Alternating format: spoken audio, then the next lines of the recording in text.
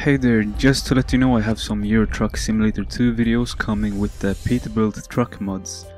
You can also expect some more drifting videos with this game, so if you haven't already, please subscribe, thanks for that. So I bought this new game called Assetto Corsa, and it's incredible. Just look at these graphics, I mean, there's a lot of eye candy and detail here. I will do a full review of the game later.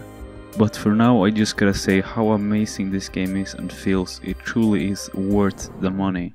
First of all, this is a racing simulator, not an arcade game, a realistic simulator like Live for Speed, iRacing, Air Factor and so on. And in my own opinion, I think this game is a little better than Air Factor 2, especially the development. If you want to try Air Factor 2, they have a demo by the way. Other than that, there isn't much difference between the feeling of the games in general as you drive, but I still slightly prefer the driving in Assetto Corsa. If you got tired of Live for Speed, then this is your choice. I've been playing this for a couple of hours now, and everything with this game is just spot on. Like any other game though, especially as this is just early access or beta, I experienced some bugs. For example, the game sometimes crashes while minimizing it, but no worries, your replay and the progression data usually is saved anyway. And also the tire smoke isn't that very appealing.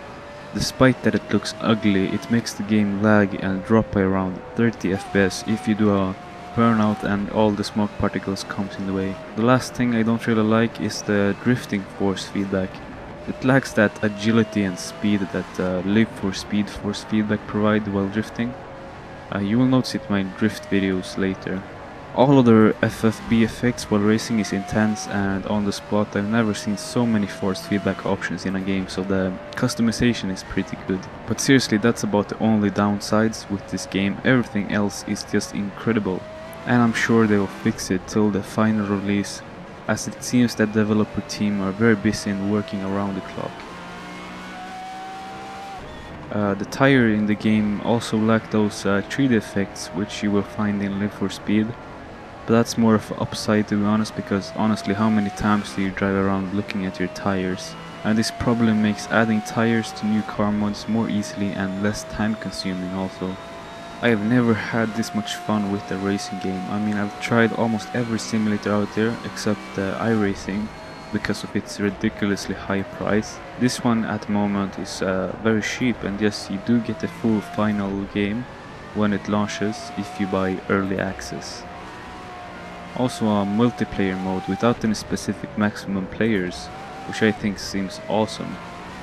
Along with the different game modes like drag racing, drifting and much more. If you do buy this game, please add me Burberga on Steam so we can do some online multiplayer racing later. So yeah, I strongly recommend you buying this game now that you get 20% or so off. The price is only about 35 euro, which is around 310 Swedish kroner and around 48 US dollars. If you wanna know the pound price, just Google like euro to pound. So now to make this video a little bit more interesting, I'm going to talk to you about the Pagani Zonda R, or actually just read off this very long information page in the game.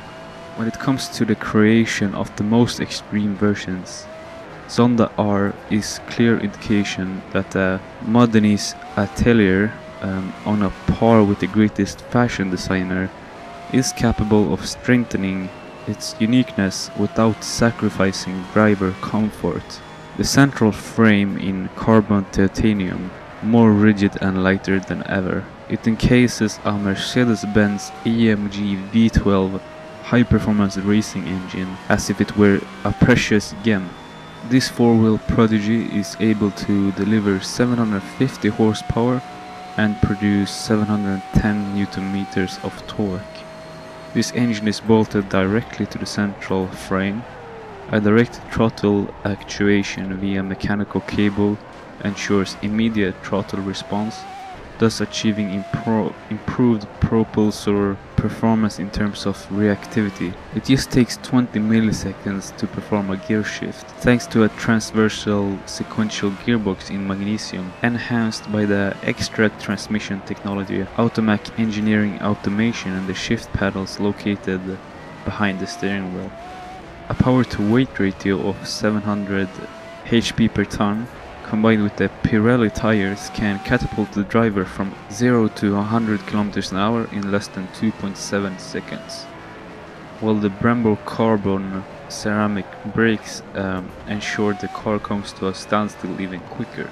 A dry weight of 1070 kilos is achieved through the Avian AI suspension components, ASPA machined structural ergai parts holding the engine and the gearbox, and the polypolini titanium screws.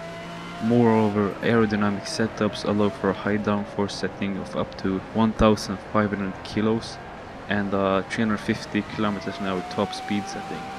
The effectiveness of the rear is matched by the complex new front bonnet, as well as the closed flat underbody and rear diffuser. So hope you enjoyed this video. If you're a good sport, then show your appreciation by clicking that like button below.